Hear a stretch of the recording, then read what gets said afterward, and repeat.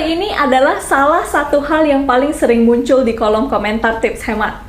Kalau gaji kita pas-pasan, gimana caranya supaya bisa nabung? Nah, sebelum kita bicara nabung, setiap orang itu punya kebutuhan mendasar, yaitu sandang, pangan, dan papan. Sandang itu pakaian, pangan itu makanan, dan papan itu tempat tinggal.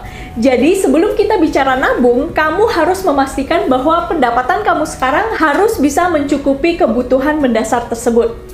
Kalau pendapatan kamu bahkan belum cukup untuk memenuhi kebutuhan sandang, pangan, dan papan, langsung masuk ke tips aku yang terakhir aja.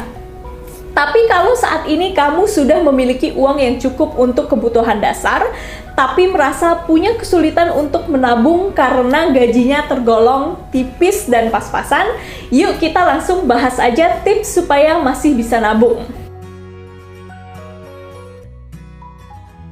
Kalau kamu sudah sering nonton video tips hemat, aku berharap di titik ini kamu sudah mencatat semua pengeluaran kamu tiap bulannya.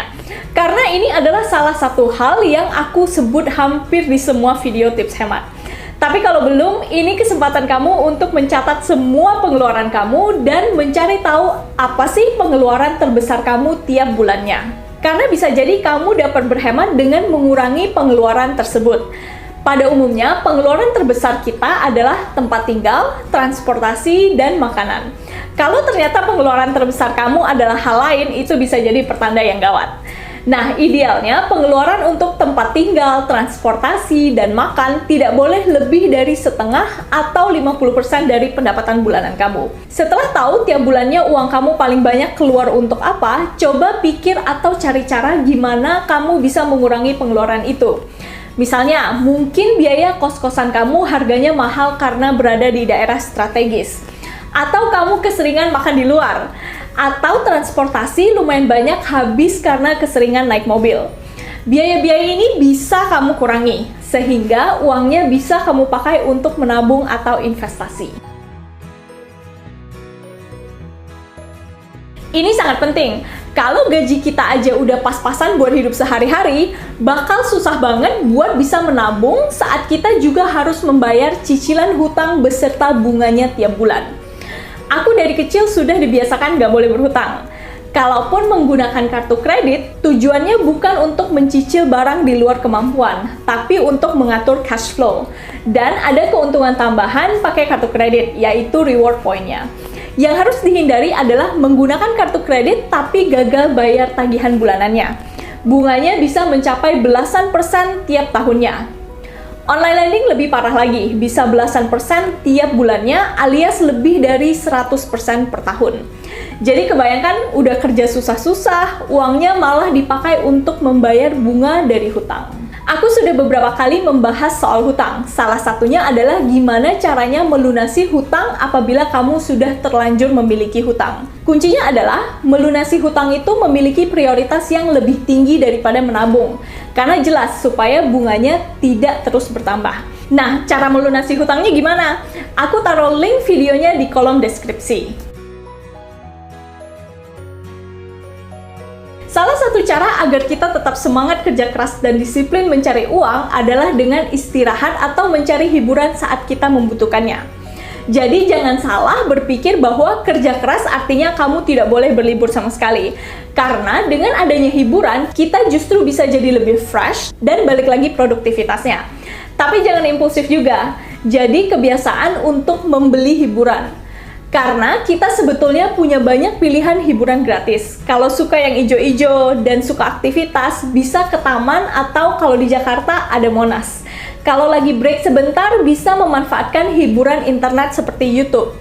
Aku juga suka nonton YouTube. Nggak cuma karena hiburan, tapi aku bisa menemukan banyak inspirasi dari YouTuber favorit aku. Tapi untuk yang ini agak hati-hati ya, soalnya kecanduan internet dan sosial media itu beda tipis dengan mencari hiburan di internet. Jadi harus dimanfaatkan dengan baik untuk justru bisa membuat kamu terinspirasi secara positif, bukan malah buang waktu seharian dengan nonton video yang tidak bermanfaat. Ini mungkin terdengar cukup kontroversial ya, tapi aku sering melihat orang-orang yang rela bayar mahal atas nama gengsi dan ingin terlihat kaya. Nah, apakah kamu termasuk orang yang seperti ini? Semoga enggak ya. Tapi memang ini hal umum bahwa banyak orang yang beli barang karena gengsi dan ingin terlihat kaya. Contohnya, beli motor, mobil, barang-barang bermerek.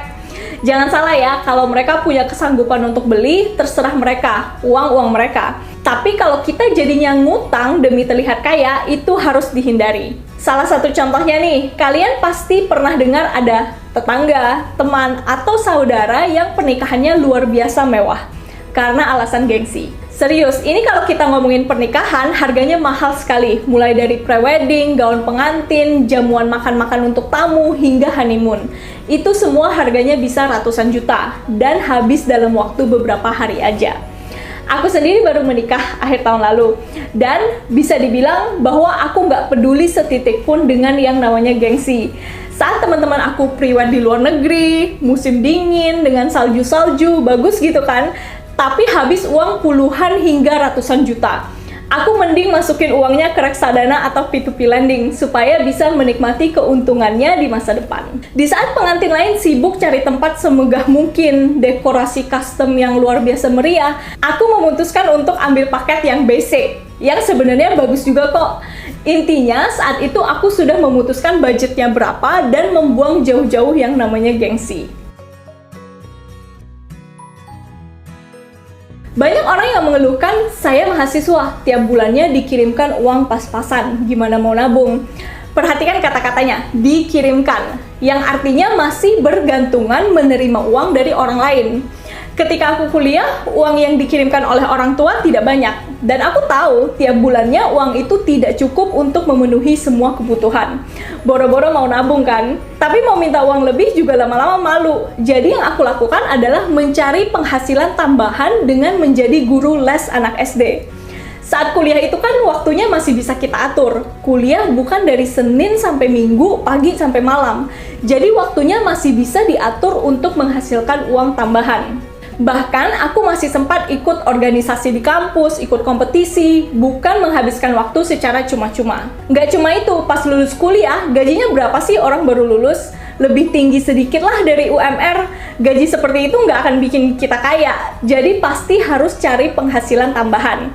Contohnya, kasus aku itu sekitar 6 tahun yang lalu, aku sempat buka toko online untuk mendapatkan penghasilan tambahan. Ya sayangnya setelah sekitar 3 tahun, tokonya aku tutup karena sempat tidak bisa membagi waktu antara pekerjaan dan toko online. Tapi paling nggak aku mencoba, dan dalam kurun waktu 3 tahun itu, aku menghasilkan uang tambahan yang bisa aku tabung. Selain itu, sempat juga jadi freelance untuk nulis artikel dan dikerjakan di saat weekend. Intinya banyak hal yang aku coba untuk menghasilkan penghasilan tambahan, tidak hanya bergantung pada satu sumber pendapatan saja. Bila gajinya pas-pasan, pertanyaannya bukanlah gimana caranya kita harus bisa berhemat, padahal gajinya nggak cukup. Tapi, gimana caranya supaya penghasilan kita bisa bertambah, jadi kita bisa menabung lebih banyak. Aku berasa kita harus selalu punya waktu untuk refleksi diri. Apakah kalau kita melakukan rutinitas yang sama terus, maka pendapatan kita bisa bertambah ke angka yang kita inginkan?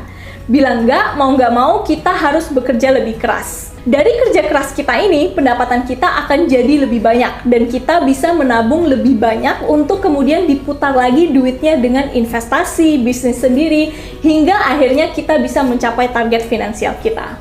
Itulah beberapa ide dari aku. Nah, dari kamu sendiri, ada nggak ide-ide gimana caranya supaya bisa nabung walau gaji pas-pasan? Yuk kita diskusi bareng di kolom komentar. Terima kasih ya sudah nonton video tips hemat. Bila video ini bermanfaat, jangan lupa like dan subscribe.